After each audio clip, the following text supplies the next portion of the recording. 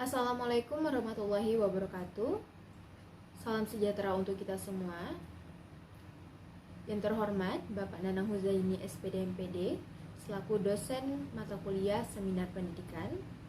Yang terhormat Bapak Nuryadi SPD SMPD selaku dosen pembimbing skripsi. Perkenalkan, nama saya Safina Indriani dengan NIM 181411014. Di sini saya akan mempresentasikan proposal skripsi saya yang berjudul Pengembangan ELKPD berbantuan live worksheets untuk meningkatkan kemampuan pemahaman konsep peserta didik kelas 7 SMP. Latar belakang. Pendidikan merupakan bagian terpenting dalam proses pembangunan setiap negara. Berbagai macam inovasi dilakukan guna memajukan pendidikan yang ada di Indonesia, salah satunya adalah pada mata pelajaran matematika. Matematika adalah mata pelajaran yang wajib diajarkan kepada siswa mulai dari jenjang dasar dengan tujuan untuk membekali siswa dengan kemampuan berpikir logis, analitis, sistematis, dan kreatif, serta kemampuan bekerja sama. Dalam mempelajari matematika, tentu bukan hanya sekedar untuk menghafal rumus saja, tetapi kita harus memahami konsepnya.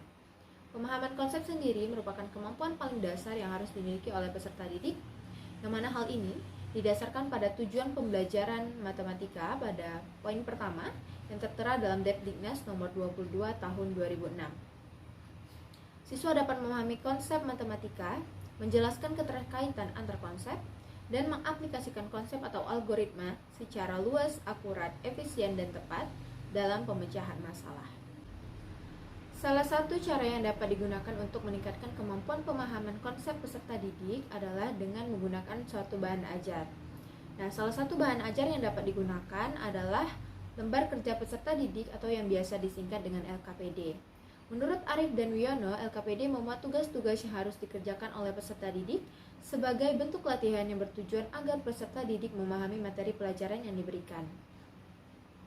Menurut Majdi, LKPD atau LKS ini memiliki kelebihan, yaitu dapat meningkatkan hasil belajar peserta didik dan mendorong peserta didik untuk berperan aktif secara mandiri serta dapat membantu membimbing peserta didik untuk mengembangkan suatu konsep. Selama masa pandemi ini, proses pembelajaran yang biasanya berlangsung di sekolah harus berubah menjadi pembelajaran daring atau dalam jaringan.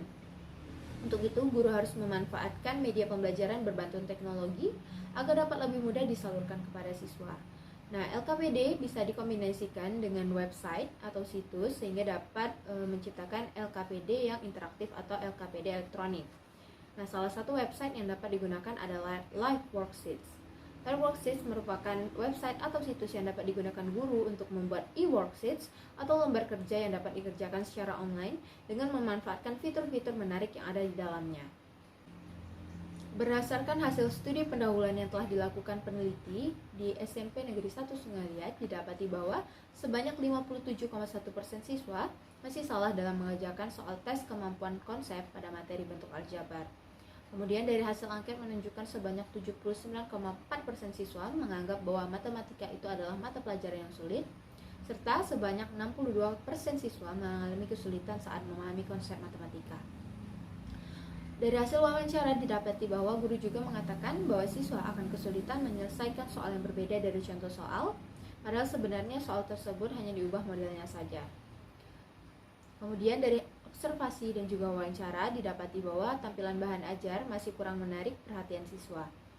Dan dari hasil angket juga didapati bahwa siswa sudah memiliki perangkat elektronik berupa smartphone, dan sebanyak 73,5% siswa tertarik menggunakan bahan ajar yang berbantuan teknologi, serta 94,1% siswa merasa lebih bersemangat belajar menggunakan bahan ajar yang berwarna dan memiliki tampilan menarik.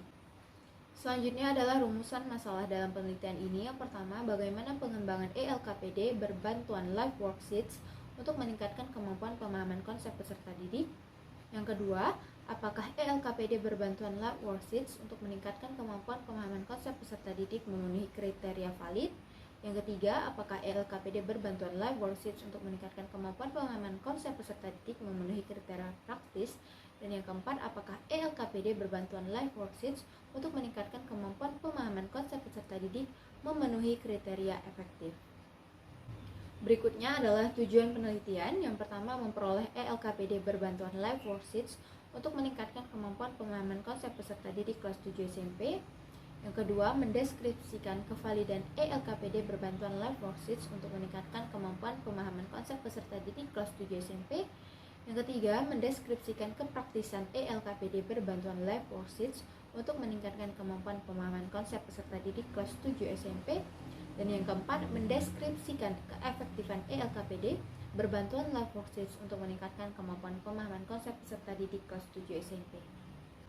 Kerangka berpikir dalam penelitian ini, di mana dari hasil analisis didapati bahwa kemampuan pemahaman konsep peserta didik yang masih rendah, kemudian peserta didik masih kesulitan memecahkan permasalahan yang berbeda dari contoh soal, belum optimalnya media pembelajaran berbantuan teknologi, dan tampilan bahan ajar yang kurang menarik.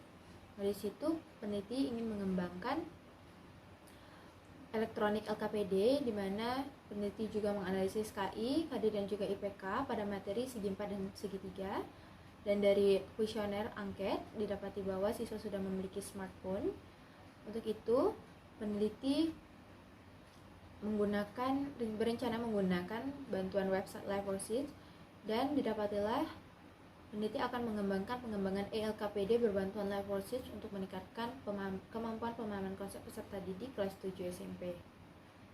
Metode penelitian, jenis penelitian yang digunakan pada penelitian ini adalah R&D atau Research and Development, dengan model pengembangan yang dipilih adalah ADI, yang terdiri dari 5 tahap: Analyze, Design, Development, Implementation, dan juga Evaluation, yang dikembangkan oleh Dick and Carey. Model ADI ini dipilih dengan dasar atas pertimbangan bahwa model ini dikembangkan secara sistematis dan berdasar pada teoritis desain pembelajaran. Selanjutnya adalah tahapan model pengembangan ADI.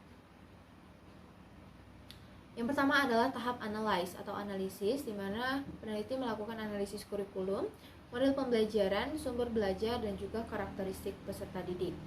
Kemudian di tahap yang kedua adalah desain, di mana peneliti melakukan pemilihan produk yang dikembangkan, menyusun rancangan awal, dan juga menyusun instrumen ELKPD.